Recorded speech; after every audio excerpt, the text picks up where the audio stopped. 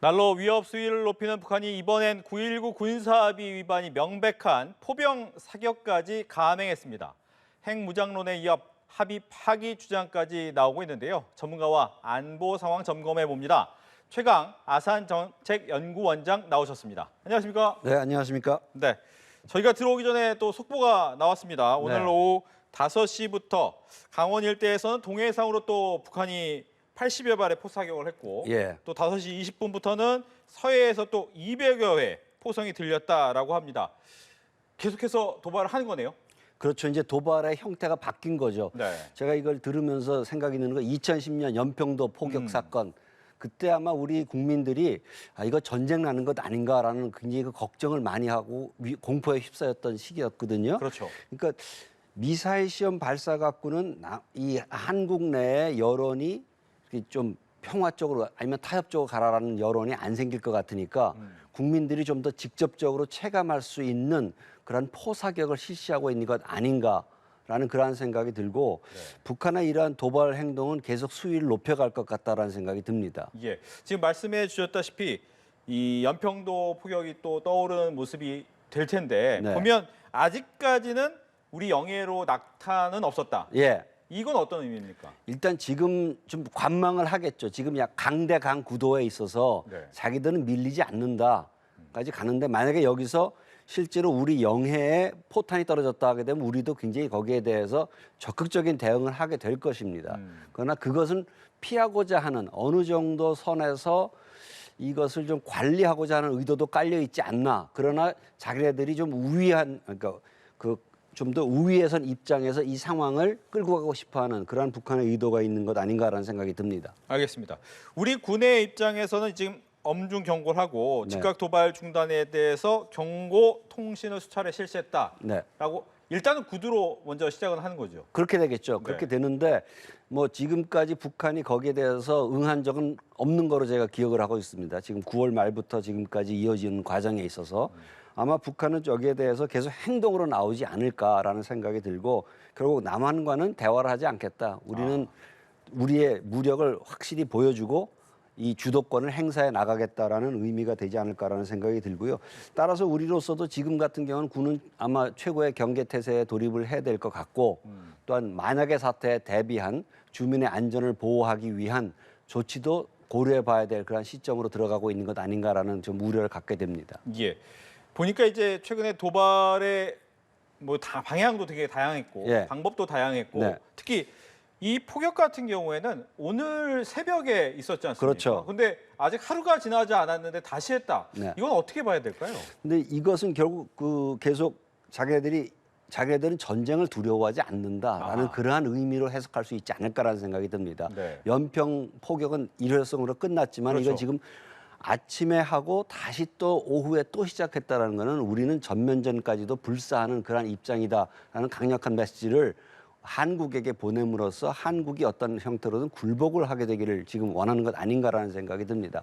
이번에 그 포사격뿐만 아니라 네. 같이 또 이 비행기가 같이 떠서 그렇죠. 같이 훈련했단 말이죠. 이걸 보게 되면 꼭 지금 전면전을 생각을 하고 지금 여러 가지 다양한 형태의 무기를 한꺼번에 사용하는 모습을 보여줬다는 거죠. 그래서 과거에는 대개 보게 되면 포사격이면 포사격, 네. 미사일이면 미사일, 뭐 이런 식으로 어느 한 특정 종류의 무기만을 실험을 하거나 무력 시위를 했는데 이번엔 제가 쓰기에는 복합적인 무력 시위를 하고 있다. 네. 이것은 자기네들 나름대로 전면전까지 각오하고 있다는 모습을 보여주기 위한 그러한 행동 아닌가 생각됩니다. 네. 앞서 이제 잠깐 언급은 해주셨지만 전면전까지도 불사하겠다라면서 보여줄 수 있는 건 다 보여주겠다라는 거잖아요. 네. 정말 원하는 건 뭡니까? 우리나라에게. 여기서 결국은 북한이 가장 원하는 것은 일단 북한의 핵 지위를 인정을 하고 아하. 그다음에 북한이 원하는 것을 달라. 결국 아마 그 핵 지위를 인정을 받게 되면은 네. 그다음에 얘기가 시작되는 것은 결국 경제 지원. 그런데 결국 뭐냐면 이렇게 되면 문제는 남북 관계에서 주도권이 북한한테 넘어가게 된다는 거죠. 그렇죠. 그래서 북한은 완전히 이 한반도에서의 주도권을 갖고 있는 거는 우리다. 그것을 고착화시키려고 할 것이다라는 생각이 듭니다. 네. 그래서 이것이 일회성으로 끝나는 것이 아니라 좀 상당 기간 지속될 가능성이 상당히 있다라고 저는 지금 예측해 봅니다. 예. 근데 이제 보면 어제 같은 경우에서도 주한미군이 훈련한 것 때문에 우리가 공격을 하는 거다라는 네. 식으로 계속 원인을 돌리고 있잖아요. 예. 우리로. 이것도 역시 결과적으로 주도권을 자기가 갖고 가겠다. 그렇죠. 이건 대외적으로 네. 자기네들의 행동을 합리화하자는 거죠. 그러니까 마치 울고 싶은데 뺨 때려준 격이다라고 주한미군이 그 다연장포 연습 사격을 했는데 그것은 방향도 남쪽으로 했고 근접 지역도 아니었고 그래서 9.19 위반도 아니었음에도 불구하고 예. 이미 예정돼 있던 연습이었고 그런데 그럼에도 불구하고 북한이 이것을 빌미로 해서 자기네들의 행동을 보여준다는 것은 결국 예를 들어서 중국이나 러시아 아니면 자기들에게 우호적인 국가들에 대해서 우리는 자위적으로 이란 무력 시위를 하는 것이지 공격적인 게 아니다. 이 원인은 결국 북한식으로 얘기하면 미국의 대북 적대시 정책 아니면 윤석열 정부의 이런 그런 적대시 정책에 그 원인이 있다라는 것을 합리화하자는 거겠죠. 예. 즉 9.19 군사 합의 파기 얘기가 오늘 뭐 아침에 네. 조간신문에 굉장히 많이 나왔고 지금도 계속 나오고 있지만 이건 어떻게 봐야 됩니까? 뭐 사실상 9.19 군사 합의는 북한의 이번 행동으로서 깨진 거라고 봐야겠죠. 네. 그럼에도 불구하고 지금 정부는 9.19 군사 합의를 아직까지는 유지하는 것으로 지금 되어 있죠. 이 뭐 유지 여부는 북한한테 달려 있다. 그럼 그것이 우리 오늘 아침에 있었던 얘기인데 네. 그럼 오후에 북한이 계속적인 포사격을 했다. 그렇죠. 이제 정부로서는 그럼 9.19 군사 합의를 과연 유지해야 될 것인가 아니면 파기해야 될 것인가 아니면 잠정적으로 효력 정지시킬 것인가에 대한 고민을 할 수밖에 없는 상황이 될 겁니다. 네. 그러니까 9.19 군사 합의에서 우리가 과연 무엇을 얻었는가를 다시 한번 우리가 고민해 봐야 될, 다시 돌아봐야 될 그러한 시점인 것 같고요.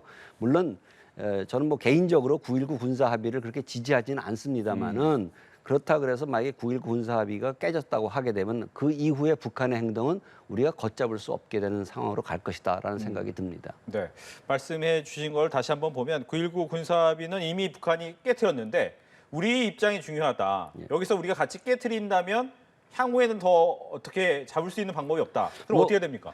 아니 굳이 9.19 군사합의를 끝까지 고수해야겠다라고 우리가 굳이 주장할 필요는 없는 거죠. 이 정도 상황이 되게 되면은 네. 우리는 벌써 북한이 9.19 군사합의를 위반했음에도 불구하고 우리는 유지하겠다는 입장을 했던 것이고 그 이후에 다시 북한이 또 9.19 군사합의를 파기하는 행동을 했기 때문에 네. 우리도 더 이상 이것을 유지할 필요가 없다라고 생각해 볼 수 있습니다.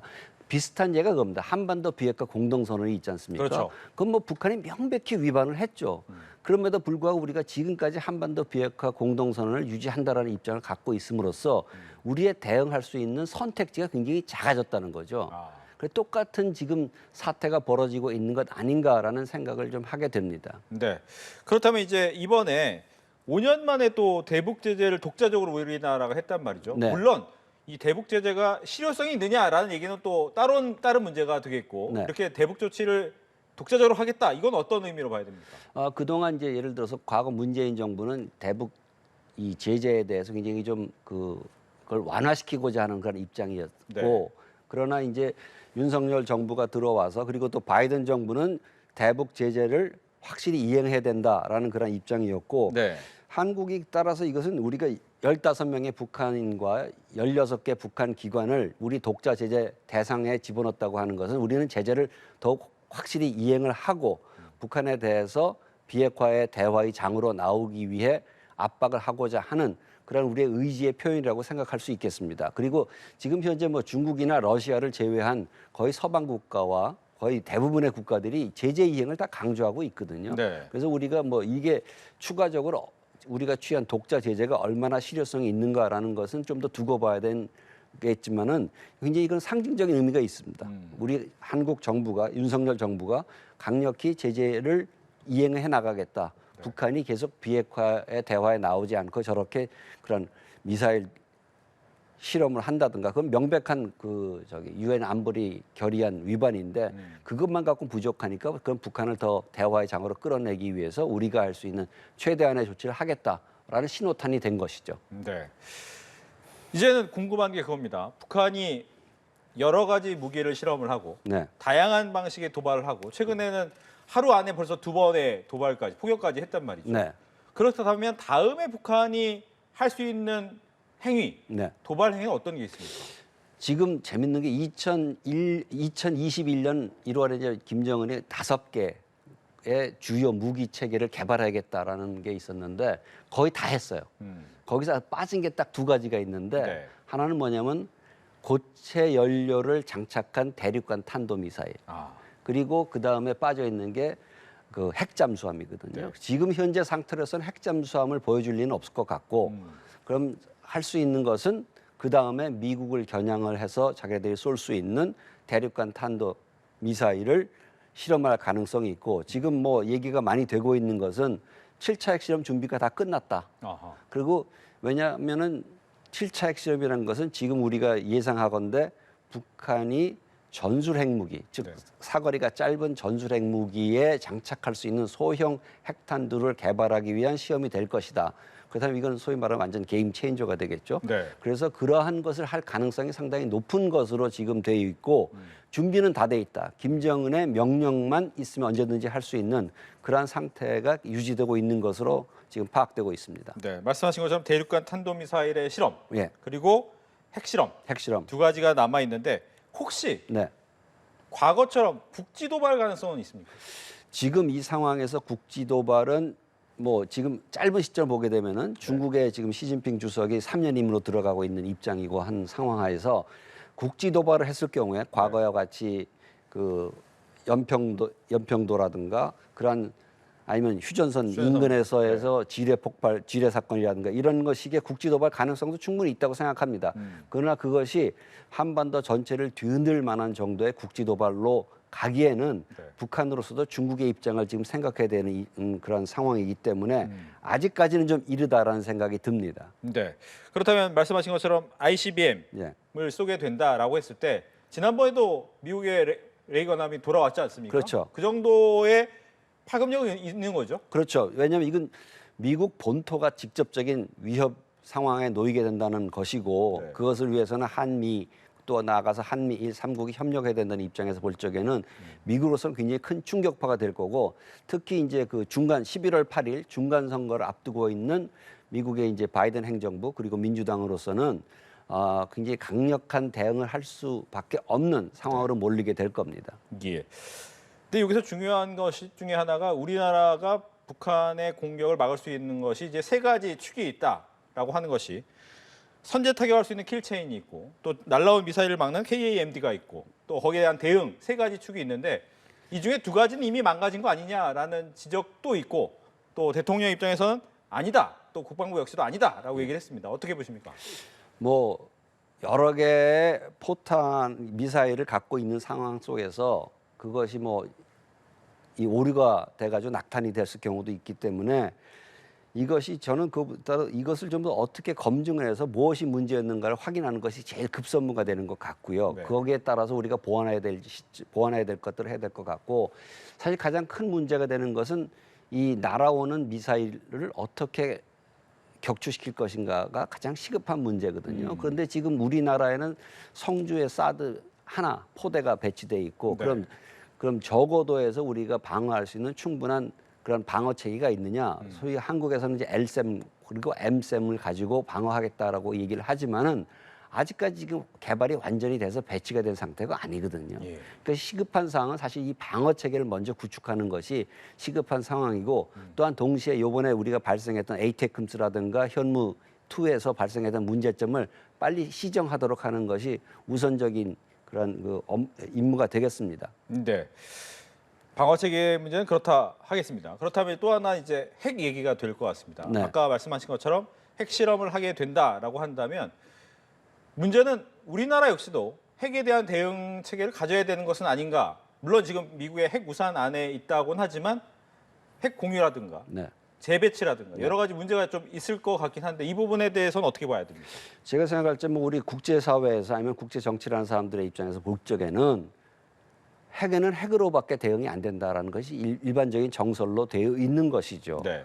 그래서 특히 이제 북한처럼 호전적이고 뭐 북한식으로 얘기하면 그 보검이라고 생각하고 있는 그런 핵을 갖고 있는 국가에 대응하기 위해서는 우리도 핵이 좀 더 실제적으로 사용될 수 있다라는 것을 보여줘야 된다라고 생각을 하는데 뭐 그렇다고 해서 우리가 반드시 핵전쟁을 하겠다라는 그런 의지가 있는 것이 아니라 핵전쟁을 할 태세를 갖추고 있어야지만 핵전쟁을 막을 수 있다라는 것을 우리가 인식을 하고 다양한 옵션을 생각을 해야겠죠. 뭐 저는 개인적으로 전술핵 재배치가 가장 우리가 실현할 수 있는 네. 그러한 조치가 아닌가라는 생각이 드는데 뭐 예. 일부 미국 사람들에서도 전술핵 재배치 아니면은 한국이 독자 핵무기를 개발해야 되는 것을 허용을 해야 된다라는 얘기가 최근 들어와서 많이 좀 나오고 있습니다. 네. 그러니까 일부 뭐 지금 뭐 미국 공화당 쪽에서도 약간 그런 얘기가 있는 것 같고요. 그런데 단지 이제 민주당 바이든 행정부는 이 비확산 차원에서 전술핵을 재배치하거나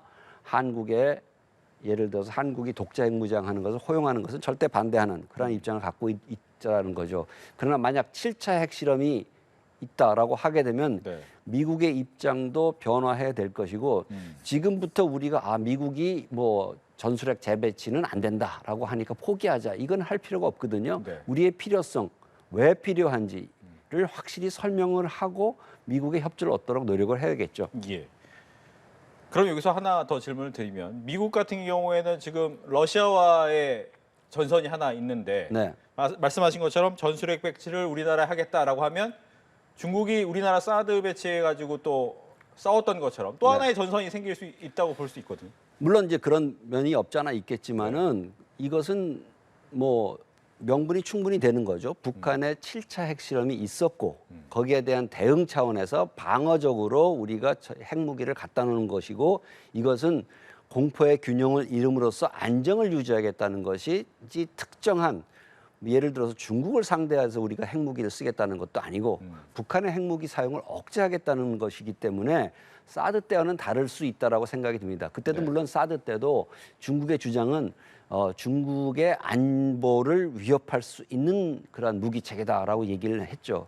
그러나 이것은 전술핵이라는 것은 좀 문제가 다른 성격이 다른 것이기 때문에 예. 물론 중국의 그러한 압박이 있을 가능성은 충분히 있습니다. 그렇다고 해서 우리의 안보를 희생해가면서까지 우리의 이 선택지를 포기할 필요는 없다라고 생각을 하고요. 중국에 대해서 충분히 설명을 해야 될 것입니다. 오히려 저는 생각을 하는 것이 네. 우리가 전술핵을 재배치하겠다 아니면 미국이 전술핵을 재배치하겠다라고 했을 경우에 그것을 막기 위해서라도 중국이 북한의 비핵화에 대한 협조를 확보하기 위해서 북한에 대해 압력을 가할 수 있지 않을까라는 좀 그런 기대감도 가져봅니다. 알겠습니다. 근데 이제 미국 같은 경우에 오늘 같은 경우에도 핵 배치 얘기는 안 하고 예. 원론적인 얘기만 그렇죠. 예. 딱 했단 말이죠. 네. 근데 말씀하신 것처럼 공포의 균등한 힘이 있어야 막을 수 있다라는 것을 어떻게 하면 미국을 설득할 수 있습니까? 그러니까 이것이 미국이 제일 관심을 갖고 있는 것이고 걱정하는 것이 이것이 확산의 문제로 가는 것 아니냐라는 것이기 때문에 핵이 그런데 이제 많아진다. 그렇죠, 많아진다. 네. 근데 전체적으로 이 핵무기의 양이 늘어나는 게 아닙니다. 단지 위치가 바뀌는 거거든요. 이것이 미국 본토에 있는 것이냐 아니면 한반도에 있는 것이냐. 한반도에 배치된다 할지라도 거기에 대한 통제권은 미국이 갖게 되는 것이죠. 네. 그렇기 때문에 이것이 확산으로 가지가 않고 오히려 이것이야말로 핵 없는 세상으로 갈 수 있는 길이 될 수 있다. 즉 핵을 배치함으로써 북한의 비핵화를 견인해 나갈 수 있는 그러한 기회가 올 수 있다라는 점을 얘기를 하고 강조를 해야 될 것입니다. 우리가 그랬다 그래서 핵을 사용하겠다라는 것은 아니고 핵을 사용 못하도록 하기 위해서 핵을 배치하자라는 그런 주장이 가능할 것 같고요. 네. 따라서 이것은 좀 미국과 좀 더 긴밀한 협의를 해야 될 것이고 지금부터 미국의 기존 입장이 뭐 핵 배치는 전술핵 재배치는 안 된다라는 것이니까 포기하자.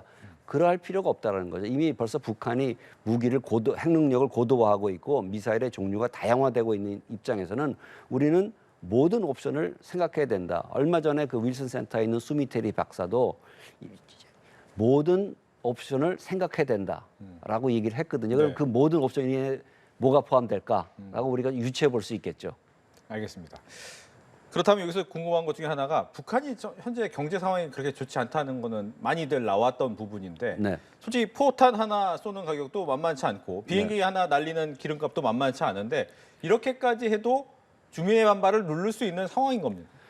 저는 충분히 누를 수 있다고 생각을 합니다. 북한이 과연 경제 때문에 어려움을 겪고 있긴 하지만은 네. 그렇다고 해서 체제 생존을 포기할 것인가?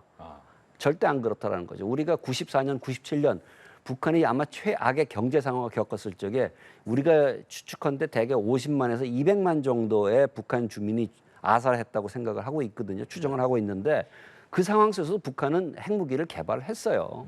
그래서 이것은 북한으로서는 주민들을 결속시키고 특히 외부의 위협이 자기들한테 이렇게 다가오고 있으니까 우리 결집해서 결사항전의 준비를 해야 된다라고 함으로써 오히려 김정은의 그 국내적인 그 기반이 더 다져질 수 있는 그러한 계기가 될 수가 있습니다. 역설적으로. 그래서 우리가 보통 생각할 적에 경제 상황이 안 좋으니까 그런 이러한 경제 상황이 안 좋은 상황에서 과연 저렇게 핵무기를 개발하고 군사훈련을 하는 것이 합당한 것인가.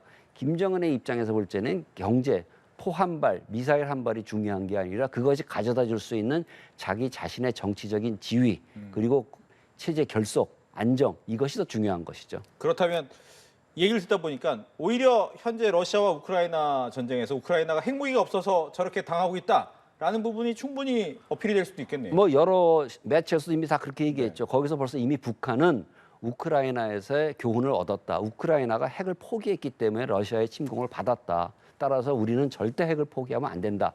이것이 북한이 갖고 있는 신념이다. 이것이 이번에 다시 한번 우크라이나 사태를 통해서 결국 입증이 된 거고 재밌는 것은 또 하나 우리가 유추해 볼 수 있는 것은 푸틴이 계속 핵무기의 사용 가능성을 좀 위협을 하지 않습니까? 그렇죠. 사용이라기보다는 위협을 얘기를 하니까 뭐 바이든 대통령이 아마게돈 얘기했다가 그런데 갑자기 그 다음날 또 이게 다시 주워 담느라고 또 얘기했단 말이죠.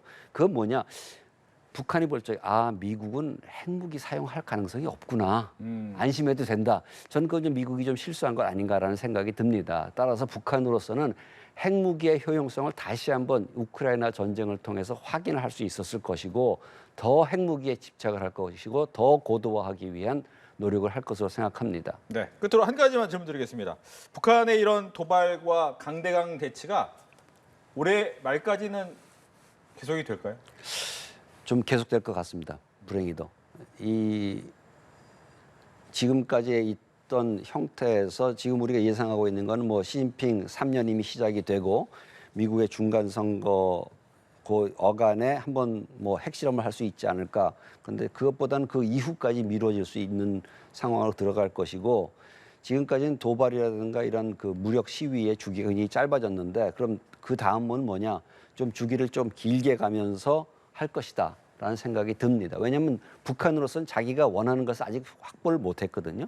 미국이 직접 대화에 나와서 자기들이 원하는 걸 주겠다는 얘기도 없고 그렇다 그래서 뭐 확실하게 그 핵국가의 지위를 인정하는 것도 아니고 이런 얘기가 나오니까 북한으로서는 미국의 대북 정책 그리고 한국의 대북 정책이 선회하지 않는 한 지속적인 도발 그리고 긴장감을 조성할 것으로 생각합니다. 알겠습니다. 이렇게 해서 북한 도발과 관련해서 최강 아산정책연구원장과 이야기 나눠봤습니다. 오늘 얘기 잘 들었습니다. 네.